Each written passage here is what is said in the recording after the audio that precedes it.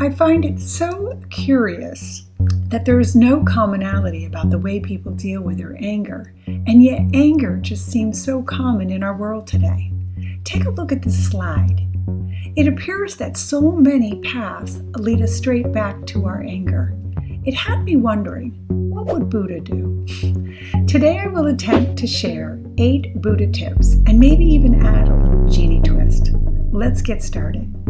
Tip number 1.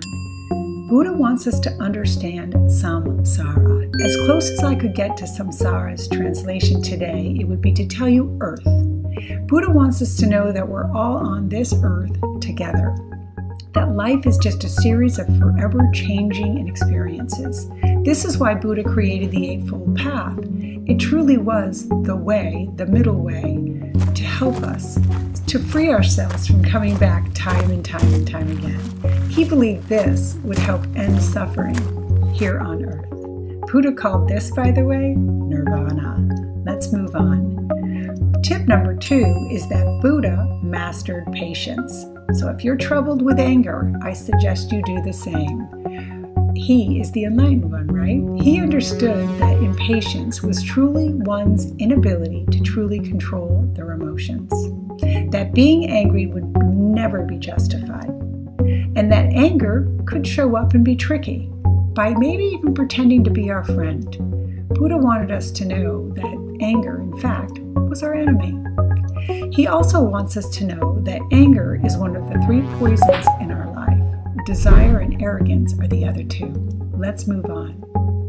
Buddha quickly put, tip number 3, you absolutely have to have a meditation practice. That meditation can truly help soften anger and even prepare us for real life situations.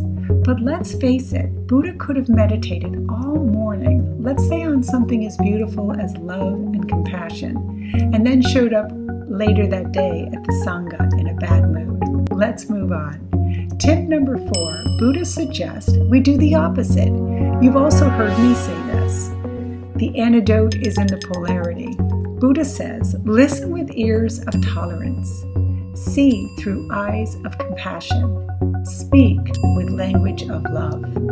You see, when Buddha felt anger arise inside of him, instead of lashing out, he had a practice of love and kindness and compassion. He called this the medicine, and he knew enlightenment was the antidote. Let's move on. Tip number 5, you have to understand impermanence. There's that word again. We've heard it so many times in this class, not permanent.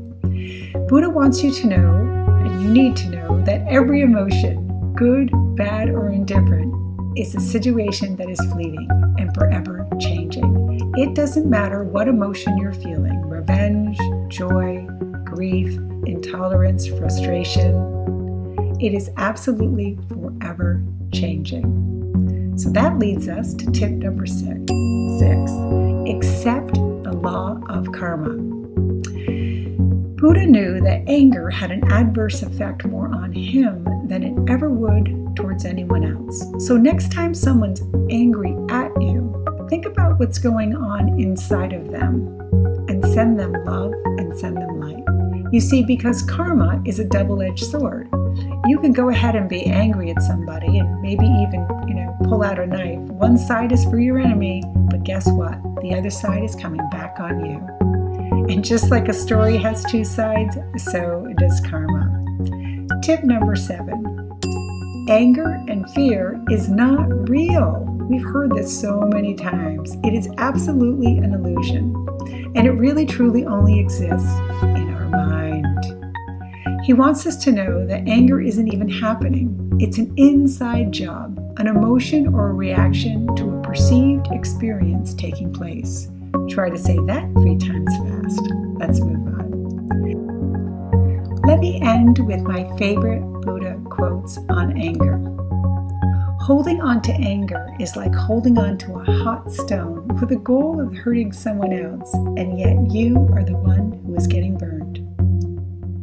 The one without anger is the one who is the happiest. You will not be punished from your anger, but you will be punished by your anger. And lastly, Anger is an emotion that makes your mouth work faster than your mind. This is Jeannie Lynch signing off. Love and light.